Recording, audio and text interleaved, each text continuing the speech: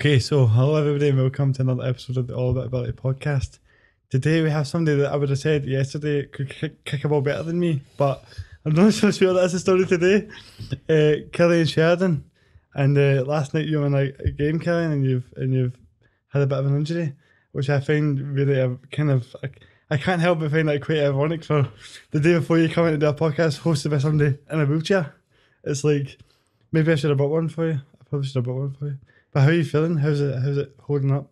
It is what it is. It's not the best injury to get or the best timing of it. Never really is a good time to get injured, but the fact that I'm kind of, what am I back now? Maybe 6 months back from doing my left one. So it's kind of like the fact of I know everything, like every feeling I have now with it.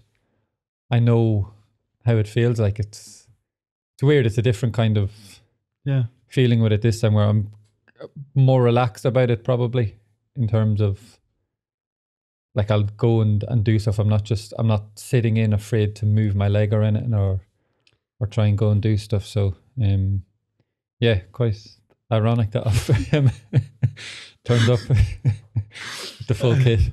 Just when I realised that last night, I thought it's kind of, there's some humour in that. Yeah. It sounds like it's like the start of your Powerchair football career. The wheelchair. Have you ever had a wheelchair football? I didn't until when you got in touch, and then I was having a look, and then I saw you were that you're big into it. You saw that I'm a pretty big deal. Yeah, and then I was like, I need to pay homage to it in some way. Well, there's a so it was all a plan. Dundee will be watching this, but I can't believe this, man. It's terrible. But what was quite interesting about that is, like, in Powerchair football, right? There's a Dundee United team in that, and I told one of our pals that plays for the team, like, that I was having you on, and they were like, you need to get a few of the Dundee players to take us on in a Powerchair football game, and have the Dundee United Powerchair football team play the Dundee players in wheelchairs, and have it as like a 4v4. Okay. Which I think you were going to have some time, so well, I should. I should be the best player in it. I mean, you could in your months off, you could just lead the Dundee Powerchair football team. Well, I don't want to tempt fate yet, but we'll see. Yeah, I'm up for it.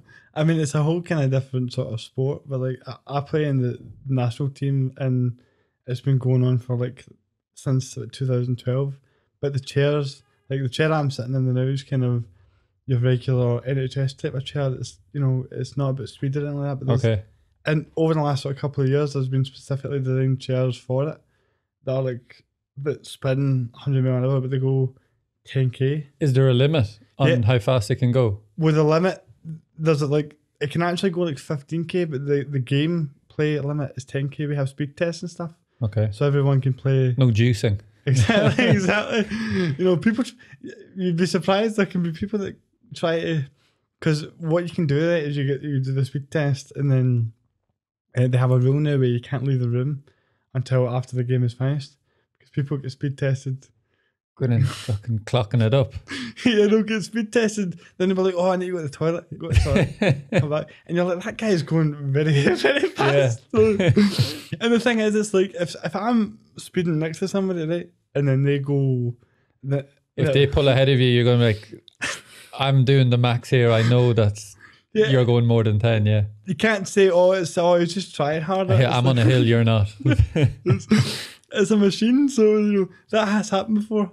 But there's a lot more kind of skill involved in it, and I think that as soon as I realised, it's just been something that I've been talking about more in the podcast, because I'm trying to make people more aware of it. And I've had, we were just in a tournament in Geneva that there was to qualify for the Euros for Scotland. Oh, okay. And we managed to get to the final, which meant that we've qualified for the next Euros, which gives us a chance to qualify for the next World Cup. Oh, okay, nice one. It's all very technical. Yeah, but I didn't even realise it was a thing until I saw it on yours. Well, that's the kind of stuff I'd love to hear, Cillian, because that's kind of what I'm trying to do, is like bring it more into the public eye. And have people more aware of the fact, because I think it's honestly, see if you see a game in full flow, like if you came and watched a game and you've seen it all happen without even knowing the rules in it, and you would just look at it and go, "That's football." How many players aside is it? People that listen to this podcast regularly are going to be driving themselves up the wall because I've said this about Oh, okay. But no, I'm happy to talk about it. It's funny because like people will be like, "He's told." I know exactly what he's going to say here, but it's 4v4.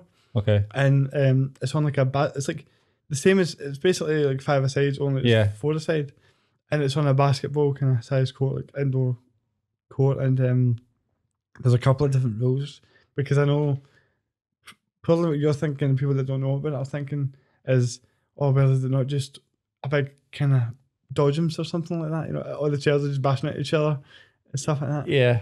But there's rules to kind of stop that. So specifically, there's like a 2v1 rule.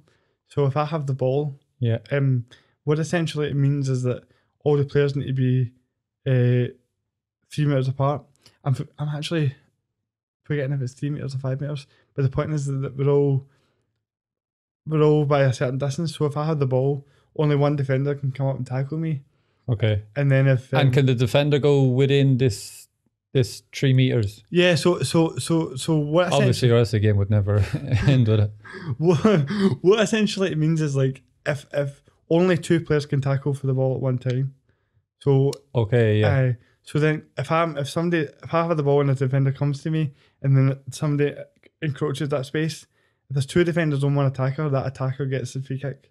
Ah, okay. So then it encourages everybody to kind of spread out and pass the ball and things like that, because we have like a big bumper at the front. COVID friendly. Exactly. I mean, we all knew distancing well before COVID came out. It was like, see, when we came back, I was like, if anyone gives a 2-1 away the day, you're sick. Like, you're out of the team forever. Because it's one of those things that's it does make a difference, because it really does encourage like actually people to pass the ball and things like that. Okay, yeah. And essentially what it is like you have a keeper, a middle player, and 2 wingers.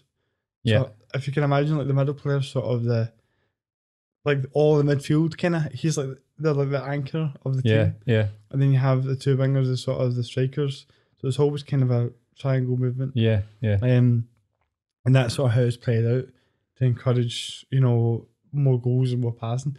But see, since I started it, you wouldn't believe the difference in play. Like our next league day is the 26th of February. You should yeah, no, I'll need to try and check it out. Move yourself along. We'll get you in a chair so you can try it. Oh yeah. Oh well, I'll be crutching along, I think. Well, there you go. I mean, that it's good timing for it. But because I know I've listened to a few of your podcasts you've done, and I know you must get sick of part of you must get sick of having to answer all these football questions all the time, because it seems to be, you know, I think because you've been in football for so long, and it's like always the same sort of thing. Like, how is it like playing for Celtic? What did Tommy Bond say? You know, I don't mind it. Well, one of the things that I was quite curious about, when I was looking at your football records, right, was the fact that you played for Applewell, in Cyprus, and then you won a double with them, twice.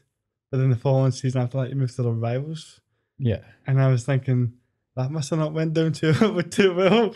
It was a weird one because I never really got much grief for doing it, because from previous years, a lot of players went the other way. A lot of players went from Ammonia to Applewell because Ammonia went through some money problems, and a lot of players kind of like, it was as if they were jumping ship and going to the richer winning like team that was winning, and those players would have had a lot more problems, and also they were Cypriot.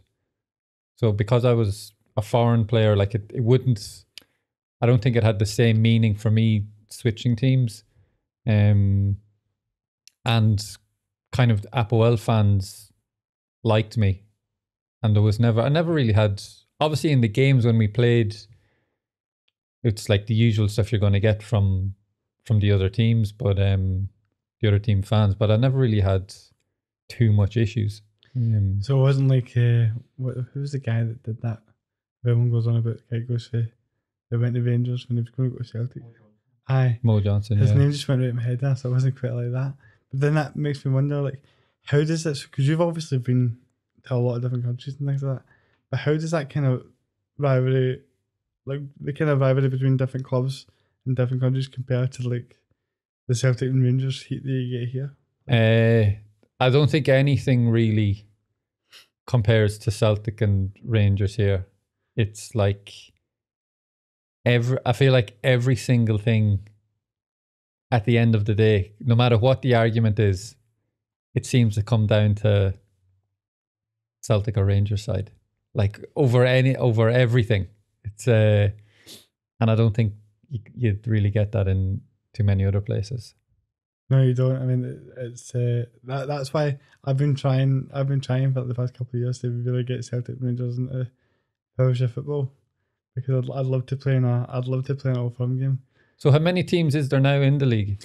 I think there's like, in terms of clubs, there's like 6 or 7 clubs, and then there's 8 teams, I believe, including the Championship. So right now we have Dundee. I think in terms of mainstream clubs, Dundee United and Motherwell have just kind of joined up. Okay. And I think Aberdeen are going to as well. But it's one of those things where I think it's like, if more people knew about it, they would just watch it and fall in love with it, because everyone talks about like how there's like a lack of passion in football these days. Yeah. But you go watch one of our games, man, there's nothing but passion. It's a bit crazy that way, because you think, I bet it's like dead wholesome and cuddly. Yeah. Look at these special people playing football. It's great. But you come to a game on game day and it's like, it's not like that. It's not like that. Is it quite verbal? Yeah, I mean, well, it depends on who you are, but I'm certainly verbal anyway, with the referee and that. Like that. It's a joke, man. But no, you say, I think people had this idea of what we're like and how we're not, they can't ever imagine something in which I've been competitive, especially something in a Powerchair. Yeah. Because they just kind of look at you and think, especially, it's one thing being in a wheelchair, but if you're not even in a manual chair and you're just using a wee joystick to move about, you're thinking that person must be fucked a wee bit. Yeah. That's kind of what the perception is in your head. But honestly, like, these tackles, they fly in, man. I've had some amount of hits over the course of the last decade or so, but there's a lot of skill in it too, and that's one of my biggest goals, is to try and get, because I feel as though as soon as we get one of the big two, everyone else will follow. Yeah, you're right. And have you had like communication with them or anything, or is there interest from them, or? Yeah, well, I'm a Celtic fan, so I went for Celtic first, and I've been talking to them for like the last couple of years. Did a charity thing for the foundation. Yeah. A couple of years ago, when we did I did 1,000k in a month. I haven't mentioned this in a while, but what I did was I did 40k every day on a ski machine. Oh wow. Yeah, for 30 days, and we got to 1,000k. Ski machine's not easy. I'm telling you, man, it was Paul, like, if you don't believe it, Paul was there. Paul was me greeting every single day. We've a ski machine now in our gym with Dundee, because we moved into a new facility this season, and there's a ski machine and the fitness coach loves it, and it's not an easy it's not an easy shift. I'll be fucking doing loads of it soon. There you go. Maybe we should get a wee workout in together, see if we can handle more on the ski. Well, you clearly you're doing fucking 1,000. Well, it was probably one of the, I mean, in hindsight, you're looking back at it, that was one of the most meat-headed, silly things I've ever done in my life. Like, I was very motivated to do it, but because of everybody, and so we were sitting in here, and it was like, I remember thinking, I really want to get Celtic's attention. I really want to try and do something that people are going to be looking at and go, I can't believe this guy's doing this. Kind of like a, for lack of a better way of putting it, like a Forrest Gump thing. It's like everyone just starts looking, I can't believe he just keeps going and doing this thing. Yeah. So I'm like that. I'd been working out a bit doing this handbike thing, and I was doing like 10k a day, and I was like, I feel pretty good. And so I'm like, what if I did something like this? But it had to be a certain amount over the month, and I think it was, what was the distance? What was that distance, Paul, that we said over to, like, I think it was over like the whole of the UK or something. We googled Land's End to John O'Groats, and it came out at like 940k. Kieran was like, I'll just do 1,000 then. Wow. So it was pretty much the length of the UK. Yeah. I mean, more than that, which is that. What's crazy to me is I heard 940k and thought, just round it to 1,000, right? Yeah. That was the biggest regret I have of this whole thing. that last 60. Oh, yeah. Oh, like you have no idea, man. No idea. Like I was doing okay up until the last sort of bit, because I could have said I'm doing all across Britain. That's the whole length of it. Yeah. And you could have just said 940k, and everyone would have been like, "Wow." Yeah. And the truth is, I could have been like, "I'm doing 500k," and everyone would have been like, "Wow." Yeah. I had to be like, "Let's do 1,000 kilometers." Like, but you done it. Oh, we done it, and it kind of, when you do something like that, it just takes your fear in away, because you're like, nothing's ever going to be harder than that. So yeah, true. Yeah. it was such an incredible challenge, and like that last, because I did it on my knees, and you're just in the gym basically all day trying to get this done, and in the last sort of couple of days, I came in and my knees and everything are just buckling. Right up until the last 100 meters, I was like looking at Paul and being like, I don't know if I can finish this. Yeah. Like, I was just fought the bits, and but it just goes to show you that whether you've got a bad Achilles or not, you can do all sorts of things, Cillian. So get on that ski machine, man. Get going. Here, I was thinking this morning there on the way down. I said to Jody that at least I'll be, once I have this right one operated on, at least I'll be, and it's all done and I come back, I'll be 34 with 2 brand new Achilles. So I'm trying to find some positive spin on it. It's not a bad place to be. No, it's not a bad place to be. You've been in the game for quite a while since you were like a young boy in some ways compared to now. Like how do you think that football has like changed much in that time for you? Like, because I think that like maybe when you first started it, like the likes of like, I don't know, social media and that was maybe not as prevalent as it is now. Yeah, no, it was pretty non-existent really. Like you had, what was the first one when I came out? Probably Facebook is what, like, the closest thing to it, but that wasn't really, you weren't putting yourself out into the public. Like that was more just your friends that would see stuff you'd put up. And then like loads of guys my age now will say, oh, like if social media was around when we were younger, we'd be screwed. Like the amount of trouble we'd have been in. But I think it makes younger people act differently as well. So like if social media was around when we were younger, you probably wouldn't be doing what you were doing back then anyway, or acting how you would have been acting. So I think everyone like just adapts to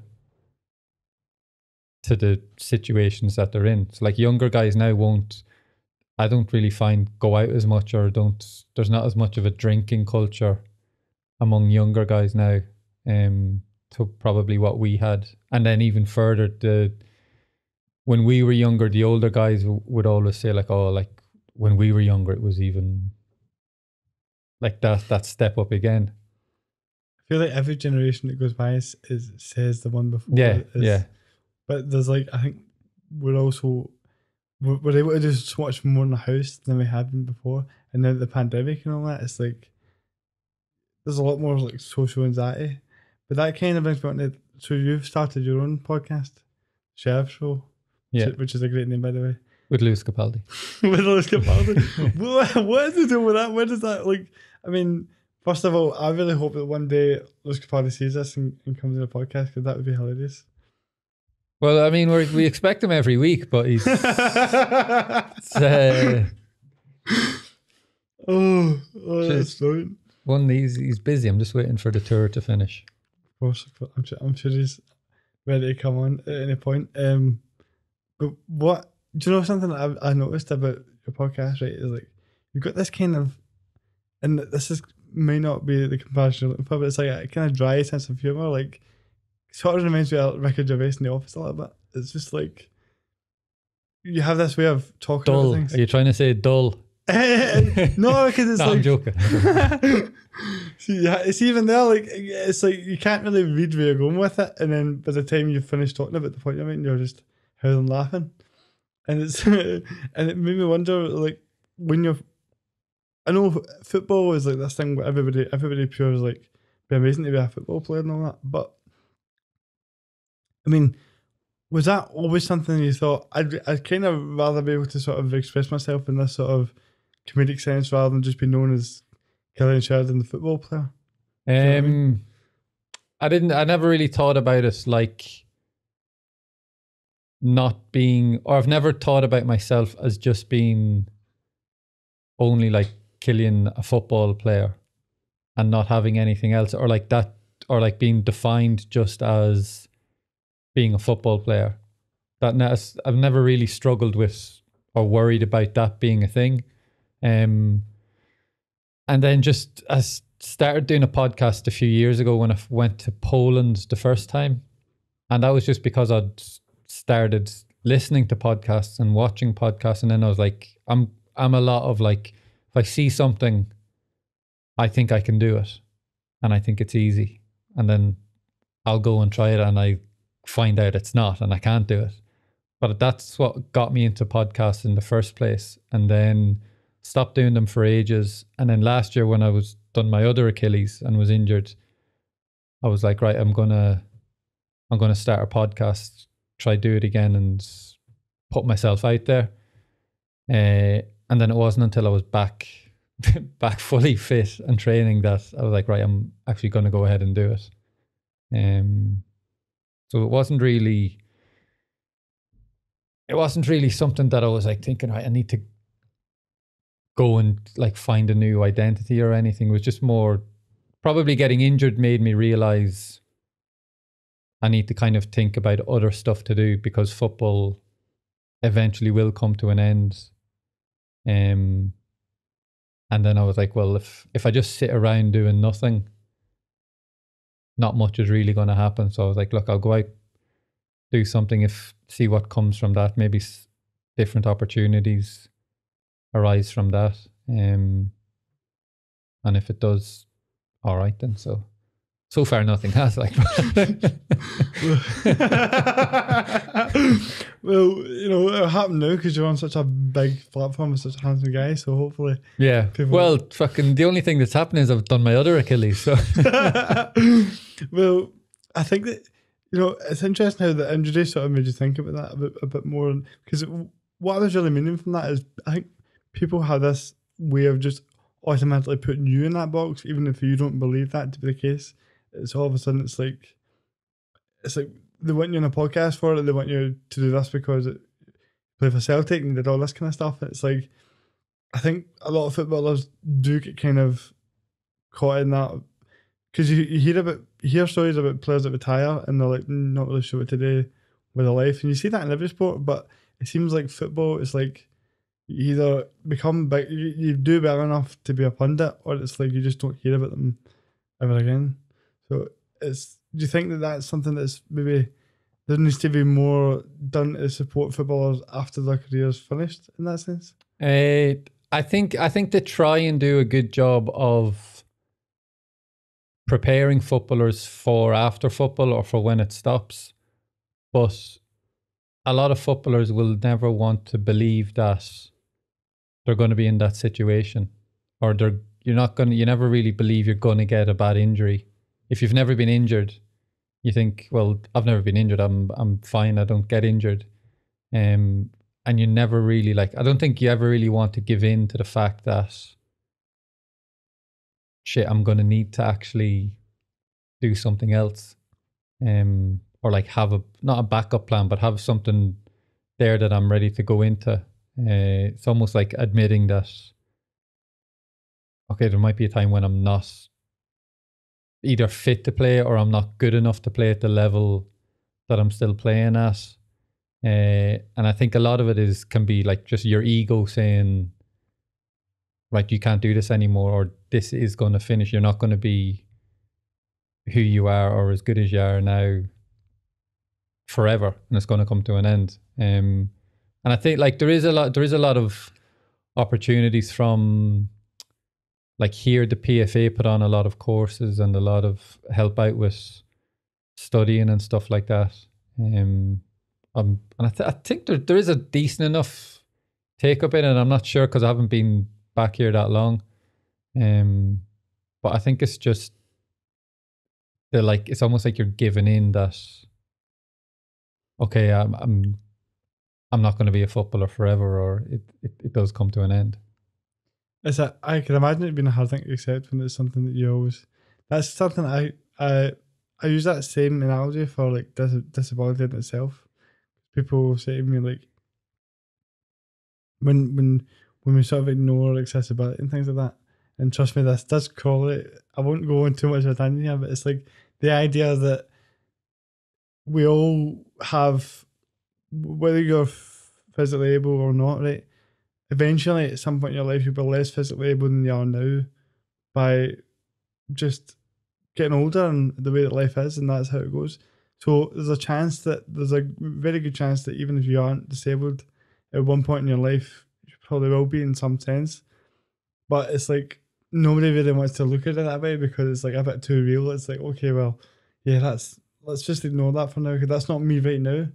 But it's the same analogy for football and for anything in life. It's like if we actually are honest about the conversation, it will make it a bit easier to understand why these things need to happen. Like why you need to have a second, different things that aren't just evolved around the one area, like football or any aspect of life, knowing that everything kind of changes and everything sort of comes to an end. So the sponsor for this episode is Lab Solutions, who are a property maintenance company that's actually run by my brother. And listen, I might be better looking than him, but he's a great guy. And you should go and check out everything he does because he's one of the hardest working people I know.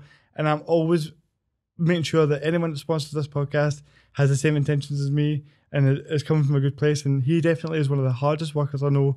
He will take care of everything you need just in all those type of areas. And I just want you to make sure that go and check him out. Make sure that anything you contact Michael about, he'll be sure to help you and give you the best service that you need. If you were going to give advice to like a young football player, is that something you would say to them? Like, be aware of the fact that this isn't going to last forever. I could say that, but people said that to me when I was younger, and I was like, all right, yeah, but that's not going to be me. Yeah. And I think everyone just thinks, well, yeah, okay, but that's not going to happen to me. I think it just comes down to people individually. Like if some guys have their heads screwed on and do go and maybe have degrees or can set up side businesses or something that they're ready to transition into. But I think a lot of the time there is just that ego that, no, it's not going to be me. But when you hear of like Premiership footballers who have made millions, and when they finish, you hear a lot of them saying like they struggle to adapt. And then it's hard to kind of relate to them where there's the money aspect where they don't need to go in and then provide and pay bills and stuff. Like they might have made so much money that they're comfortable in that sense, but they don't have things set up to keep them busy and keep them occupied. And then I think a lot of people look at that and think, well, that's where I need to be at that level where I can finish and just chill out for a while. I don't need to, and then I'll have time to think of what I'm going to do, what will be the next step. And I think it's just kind of like realizing that everyone, doesn't matter if you've made millions, if you haven't, that everyone does need that next thing to have or something, even something to distract you from football as well can be good. I know a lot of people, it's probably getting a little bit better now in terms of people accepting that footballers and probably sports people in general do other stuff apart from just train and play. Like you can train for how many hours you go and train, then there's a lot of free time for you that you can spend doing something you like, and that'll help develop you and set you up for the future, rather than just sitting around watching Netflix and YouTube and stuff. Which I think is getting a little bit better. It's that thing of, he should be training, or he should be working on something instead of making a podcast, or instead of on Twitch or gaming or whatever people want to do. There's definitely more opportunities, like, for sure. Even, I mean, there's people that would never have a podcast that have podcasts, and you're like, that I love watching this. So it's just, there's a lot of different avenues you can explore. Whereas I think, like you say, back in the day, it was like that Roy Keane mentality. Like, if you're not completely doing this 100% of the time, then you're never going to make it. But then there's people that 100% dedicate themselves completely, and they don't make it, and then it's like, I don't know what to do with myself. Yeah, no, that's it. Yeah, it was. I don't know if you saw Paul Merson say something last week. He said, being a footballer was hard. It was harder to be a footballer than a brain surgeon. And it was, he said something along the lines of, like, how much he was saying you can put in all the effort and all the work to become a footballer and still not make it as a footballer, but you can go and work for a few years and become a brain surgeon. And it was obviously the biggest load of rubbish ever. It dispelled that myth pretty quickly. Oh, do you know, of all the people that they've got rid of, I can't believe he's still there, man. He's clinging on. They must do it just for the views. Well, we're talking about me, so, you know, it's like, I know, yeah, we've fallen into the trap. Exactly. I mean, hopefully they can still keep Jeff a bit, but he's the man. That is a crazy comparison, but I mean, you get the idea. The premise of what you're talking about is the same idea, though, isn't it? It's like, but you did say something just there about how you're not long back in, like, sort of Scotland and playing here, and do you know, looking at everywhere you've been, right? Part of me is thinking, if I went all over the world and played in all these different places, I want like, I'm thinking, I don't know if I'd want to come back to Scotland after I have to go. So, like, you know, I guess what I'm trying to say is, when you're in these different countries, were you ever was there ever a particular place where you were like, I could stay here forever? This is definitely a nicer environment than the streets of Glasgow. Maybe not when I was there. Like, looking back, probably the best place I would have been Cyprus, because everything just went well. Like, football went well. As a country to live in, it's ideal, good weather, nice people, and everything was going well. But then at the same time, I was there for just under 4 years, and I kind of got an itch to go and try. I wanted to try another league in different countries. And then probably once I'd done that and saw a few other places, I kind of looked back to being like, okay, yeah, Cyprus was the best place where I've been in terms of the whole package and enjoying everything. But then at the time, I didn't really realize that until I'd left it. I didn't realize, like, how good I had it there. And then, yeah, as you say, you come back to Glasgow for a little bit, or not Glasgow, like Scotland. You come back here for a while, and then I'm like, oh, okay, I kind of got the itch to go again. Yeah, because that's one of the best things about football, I feel like, is having the chance to, like, go and try these things out. But it's everything in hindsight, isn't it? So you can't. It takes that a bit of time to realise what you have until you don't realise what you have until you're not there anymore. Yeah, even like the other way around, before I came back to Scotland, I was thinking, all right, I've been abroad for so many years. I'd like to go back and just have, like, a bit of normality and things that are just normal to me. And then you have it for a while, and then you're like, okay, I kind of miss the traveling now, and, like, the nicer weather and stuff like that. Yeah, it's kind of, you get that with everything, but I think it's like human nature a wee bit to want to go and explore, and then you always kind of reminisce about what you're not doing rather than just enjoying what it is you're. Yeah, no, that's doing it. in the moment. The grass is always greener, like. For sure. Do you know, I wanted to ask you this question because I mentioned Powerchair football earlier, right? and it'll and this is good. There's a point to this, but we have. So I've started my own team, and I'm kind of coaching them, and what we did was we took players that were going to kind of lead the sport, and I made my own team because I didn't want them all to leave, and because I'm one of the better players. In fact, probably the best player, to be honest. Yeah, okay. I'm just going to And say the most humble. I'm just going to say it. Best player, best looking. It's not my fault that that's true. It's just true. Okay. Okay. I'll take your word for it. Look, I mean, what Powerchair football player is going to come in here and dispute that with me? You know what I mean? So it's like, it's my word against whose. I was going to compare myself to Ronaldo, but let's just not do that anymore. Okay. We'll go with Messi. Obviously, he's the one.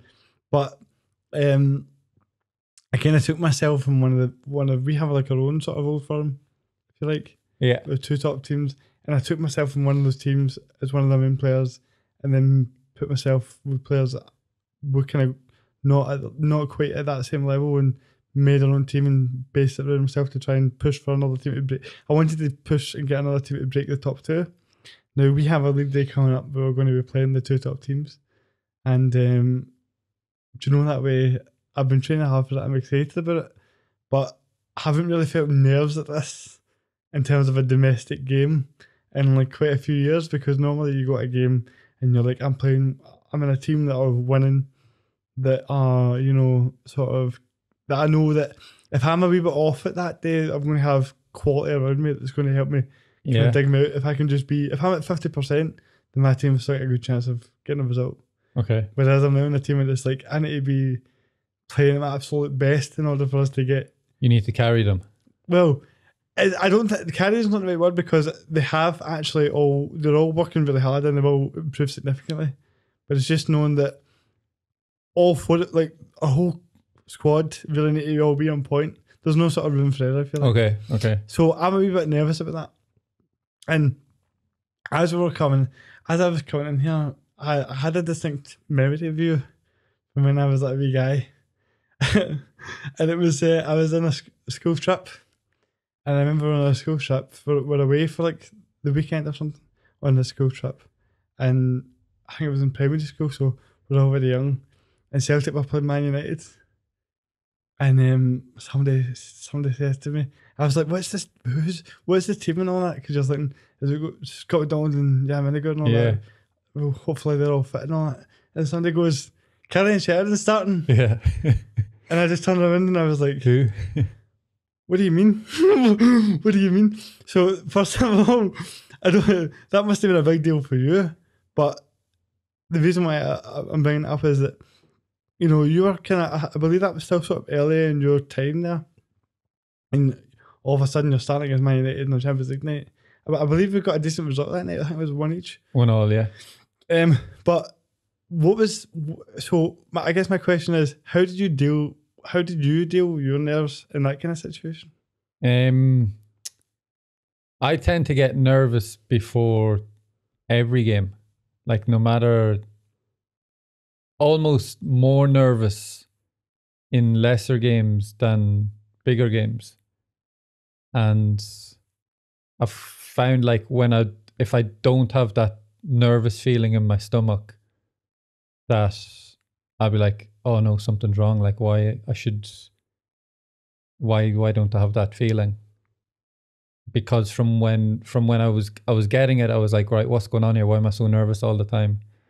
And then I can't remember who, it might have been a sports psychologist or someone said it anyway, that it's basically like just adrenaline in your body, and it means like you're getting ready for something big that's coming. You're preparing your body for it. So I was like, right, as soon as I felt nerves, I was like, right, that's my body ready. Like, this is a good thing. So as soon as the nerves hit, I was like, okay, I'm ready. So I kind of had it the other way, where if there was no nerves, I was like, oh, this isn't good, like this. So I'd like get nervous about not having nerves. So and going back to that game, I don't think I had much time to be too nervous. I think it might have been the day before. Was it the day before or was it the morning of the game? I was told I was starting. I'm not sure. But I knew there was injuries, and then we weren't sure if he would have played just Scott McDonald up front on his own. And then obviously he wanted to go with two strikers. And I think I'd played the week before. I might have played at home to Hibs, and it was my first start, and I scored. And then I think United game might have been the next week or something after that. But I think also the fact that I wasn't expecting it, and I didn't have time to like overthink it as well at that age. That's the other thing. When you're younger, you're not really, your thoughts about games are completely different to when you're older. When you're older, I find like you're thinking more about, you're probably overthinking stuff when you're older compared to when you're younger, which is, I used to always think like, oh, can't wait till I'm older and like much more experience being able to deal with situations in games and like know how to manage things. Whereas it's almost been the opposite way around. When I was younger, you just go in and you're like, you're not thinking about anything, you just go and do it. No, it's do you know, I love that answer, because I'm thinking to myself, right, if the nerves are good, that's a good thing. That's a good Yeah. Because it's interesting. I don't think you get that feeling, that nervy feeling, anywhere else in your life. Like in any other situation, nothing beats the feeling of you're about to play a football game and you get that kind of feeling in your stomach. Like that to me is the fact that I'm always trying to get to have that feeling is every day kind of blows my mind. Yeah. But just hearing you talk about that, it's like it just shows you that everybody gets like that. Even the best players in the world get like that. And you actually, just to mention that, because I feel like I started that point by kind of slagging you off a little bit, I want to mention that you played really well in that game, to be fair. I fucking should have scored. I remember it from a corner, and I've like had a header and it's hit the roof of the goal, or the roof netting, don't know what it's called. And I remember like for years after that, I used to think, oh, if only that went in. If that went in, it would have been all different. But it didn't, so. How did you get out of that thought process? Like, if you're thinking, because that can really eat at people. I mean, look at Tony Watt, for example. He scored that goal against Barcelona, and it might have been the opposite thing. It kind of, you could say, I don't know the guy, right, but like theoretically, it might have got to said a wee bit that he did this amazing thing against the best team in the world, and then how do you get any further than that? So at least it kept you hungry, you know. Yeah, I don't know about the hunger, or if it's, I don't know if it really made a difference to me in terms of like that hunger and like fight or desire to like really succeed. I don't know. I've never. It's probably something I wouldn't say I've never had, but when I first came over and I was young, I was like, because the way I got into football, I was quite late getting into football, going over to Celtic, that everything was just kind of, it wasn't something that I really expected to happen. So everything that was happening, I was like, oh, like, okay, this is good. Things have gone well. The next good thing has happened. Then that's led to another good thing. So there was no real expectations I'd put on myself where I was like, right, this needs to happen. I expect this to happen. It was just like, just see what happens, see how it comes. And I always went over thinking, right, I'll be over for, I don't know, my first contract might have been 2 years. I was like, right, if 2 years it doesn't work out, I'll come back and I'll go and study or whatever, go to college. And obviously it worked out the other way and worked out the best for me. But I think that's why I've never really had that pressure as well from guys being in academies from when they're 12 or 13, that always the end goal is to be a footballer, whereas I never really had that. So it seems that you've kept a level head, but you, from the stories I've heard, you've had a bit of a dig about you in certain games. That I heard you tell a story about how, and look, this isn't going to be exactly what you think it's going to be when I mention this, right? But you told a story about how you were in the tunnel and you were lining up against Messi, and you're thinking, I can't believe I'm playing against Messi, and then you play the game, and somehow in this game you end up telling Messi to fuck off. And that will first of all, that's mad. What a fucking thing to be able to tell people. But also, it made me wonder, like, do you ever, because you've been in the game a long time now, right? So do you ever get in games where you're playing against people that are your actual pals, like genuine friends, and you end up like saying something like that to them? Not really, no. Referees tend to get it the most from me. That's where I'll find myself shouting stuff at referees. I remember when I was in Israel and I shouted something, I called the referee a word that isn't friendly on YouTube. And he was like, he turned around and he goes, "Sheridan, I understand English, be careful." I'm like, "All right, sorry, yeah. See you next Tuesday." I was like, but I can't really, I don't really argue too much with friends that I haven't playing against. Not really. A few times, like with defenders and stuff, you'll have battles throughout the game, but I've never really been one for holding on to them afterwards. Or even in training, like I could have an argument with someone, and then by the time training's finished, I'll be able to chat to them and laugh about it. I can like lose my head for maybe 2 or 3 seconds, like boot a ball away or just kind of lose your head doing something stupid. And then within 5 seconds after, I'm like, fuck, why did I do that? And then I'll just be totally calm again. You've got more composure than me, because I'll follow with all my powers in a game until after it, you're like, I'll calm down now. Yeah. No, I've played with loads of guys who are like that, and like will just lose it with everyone and anyone, and like even there'll be guys like who'll go in and car share and will be best friends, and then in training like they could be nearly coming to blows, like nearly fist fighting, and then you're like, I just don't have it. I just don't have that. I don't know if it's anger or I don't know what it is. Well, there's one. I mean, you seem. I guess it's it's a bit of a release for people, isn't it? A bit of, you know. But that's probably the way you are is probably healthier. I would imagine. It's just the way I am. Yeah, it's I don't know. Like sometimes it might come across as not caring or being like a bit blasé about it in games, but I still like will try and run as much as the guy who's shouting his head off. I feel like I'll still run as much as him. I'll still put in as much. I'll still tackle as much, or if I need to make it, a striker doesn't really need to tackle too much, but I'll still do as much work as the guy that's shouting like crazy. Is there any particular defender, like when you're talking about like you get in touch with the defenders, was there any particular defender that comes to mind that was just particularly hard to deal with? There was a guy when I was in Cyprus at Ammonia. We played Panathinaikos in a friendly. I can't remember his name. And it was, remember Nikos Dabizas? That does sound familiar, yeah. The Greek defender. He played for Newcastle. He was the defender when Bergkamp done the flick around and scored that goal.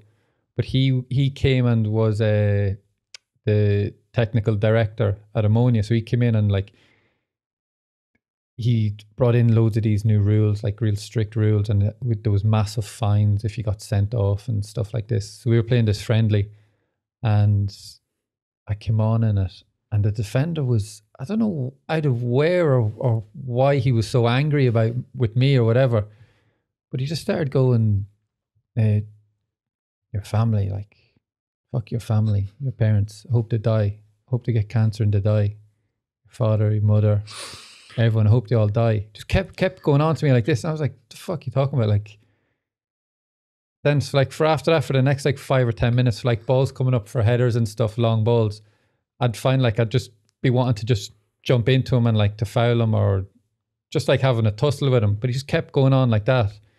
And the whole time in my head, I'm like, I can't afford to like get sent off for doing something. Not like I'm not a fighter anyway, but like I was thinking, I can't really do anything. But remember after the game, like pretty angry, and that Nikos was in the tunnel, and he was like, what's wrong? And I was saying, that prick there, like saying whatever. And I was like, okay, just don't say anything. Remember. Just like keep calm, don't say anything. So that guy is always I've always thought of that guy. I can't remember his name. That sounds horrific, man. That's the I've never heard anything like that before. But it was like proper. I hope your family get cancer and die. That was. I'm laughing because it's just so outrageous. Like that's when I asked you that question, I was not expecting that story. Kind of threw me off guard. I was like, I thought you were going to say something like that, like just a general sign off. Oh, you're shy or something. Right, so I can't let this go by and not ask you about vegans. Okay. Because I'm watching your TikToks last night, and trust me when I tell you that when we booked this podcast, I did not think I would be saying that sentence, right? Okay. Yeah. But I was watching your TikToks, and it was just the funniest thing, the whole thing about the McDonald's thing, and then just the whole conversation about the Starbucks as well and vegans itself, and then I found out that you yourself are actually a vegan or vegetarian, and I'm thinking, so first of all, is that did you get how much heat did you, because that TikTok got like 1 million views or something like that, so did you get some effect from the vegan community for that? Does anyone actually know that you are a vegan as well? No one knows, I think, that I'm so all the people who are commenting and stuff, they have no idea that I'm actually vegan. And I think even in from the actual episode where like I'm describing why I'm doing it or like putting it into context, I think I say that I am vegan, so that's why it's funny. So the people who are like going mad in the comments and don't realize that I'm vegan. So it's funny on both sides, because the vegans are like, some of them are like, oh, I feel bad for you. You need to try it out, and this is just a typical thing like a meat eater would say or something like that. And then there's all the meatheads who are like, this guy's a hero, like fuck the vegans, like you're the best guy ever. This guy's a legend. This guy's a legend for slaughtering the vegans. So their hero is a vegan, which makes everything more funny. But actually last night after our game, I came out and there was these young boys, and one of them was like, "Oh, I watch your podcast. Are you a vegan?" Oh no, he's went, why do you hate vegans? And then I was like, look, it's the internet. Don't believe everything. I'm vegan. And he was like, no. So why do you do it?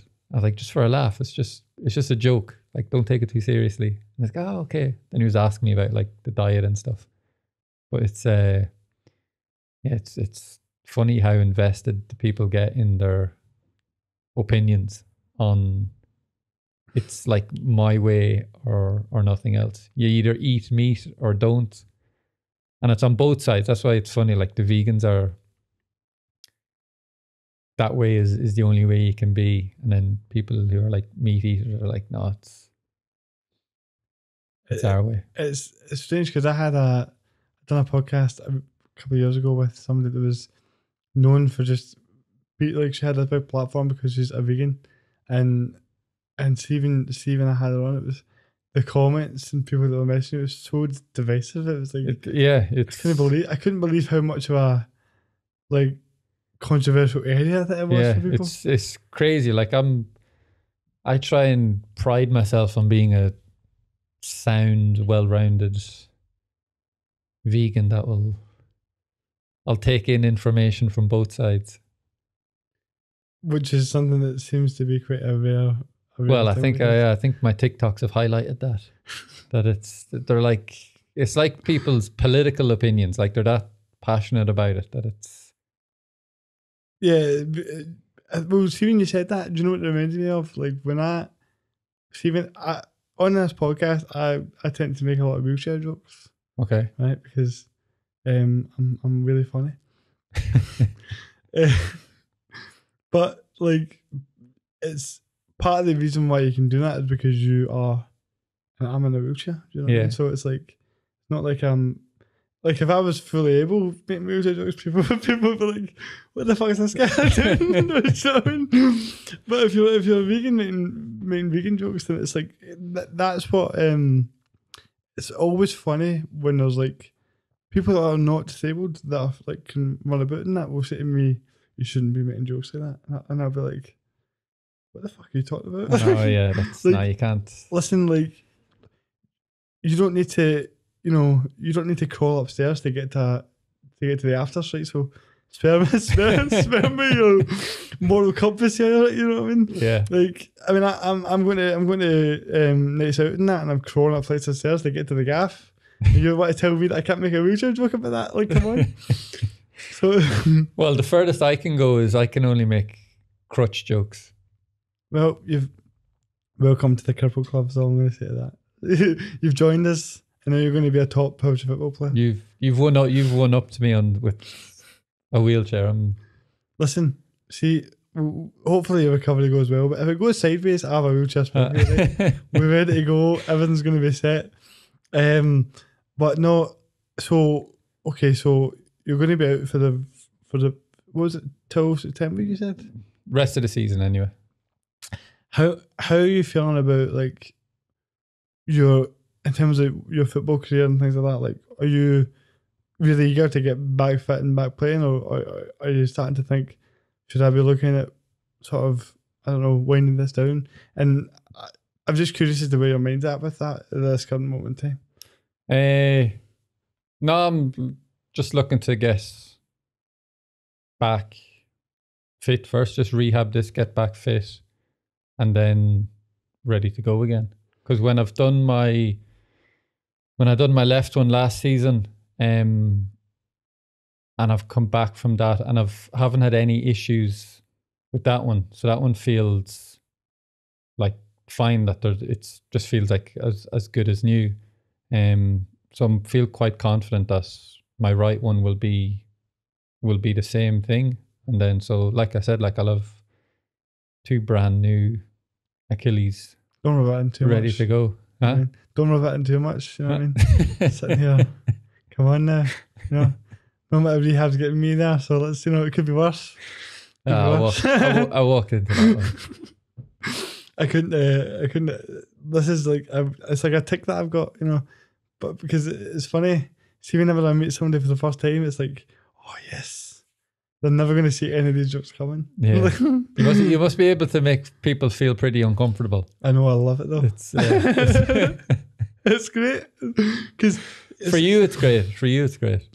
I mean, because I think it's just, I always enjoy. There's always a part of their brain that goes, when we talk about things like it, they go, I never really thought about that, and that's cool.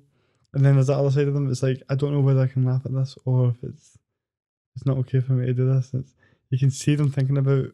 There's like a lot of people. There's like a 30-second delay of whether they think they should laugh at this or just be like, and it's like, just I'm trying to sort of allow people to know that it's not something that we like.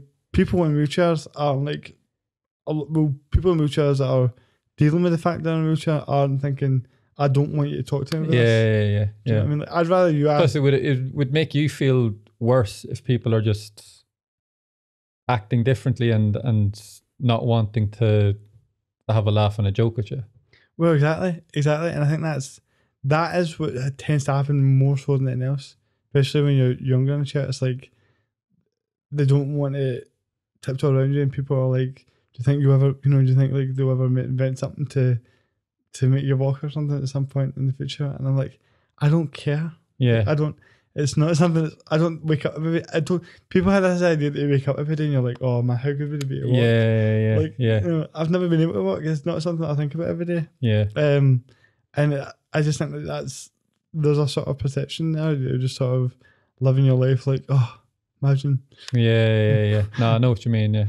So I think that trying to just, that's kind of what the whole point of this podcast is to try to make people aware of that and have a laugh. And do you know what, it's mad for me because like when you messaged me back about coming on, I was like, wow, Cillian Sheridan's coming out about, because it was just such a weird thing. And I'm like, if you told me when I was like watching highlights of a Celtic Man United game and being like, I remember being like, this guy looks pretty good, man. He's going to, I would never have thought however many years later I'd be sitting doing a podcast with you. So it's mad how things turn out like that. No, you're right. It is. It's never know how things work out. Well, how long have we waiting for, Paul? There we go. We timed it very well there. Perfect. That's two podcast pros. Exactly. Timed it right on the hour. Listen, I really appreciate you coming on, and I hope you enjoyed it, and I certainly did. And given the circumstances, it's amazing that you managed to wobble your way in here to do this. Yeah. Well, I was thinking last night, like, it'd be pretty bad form to cancel with only crutches as an excuse. So I was like, especially when the host's in the wheelchair. well, that's what I was thinking. So I was like, I can't. It's a bit of a double-edged sword, that, isn't it? Yeah. No, thanks for having me on. Enjoyed it. Really enjoyed it. Any time, man.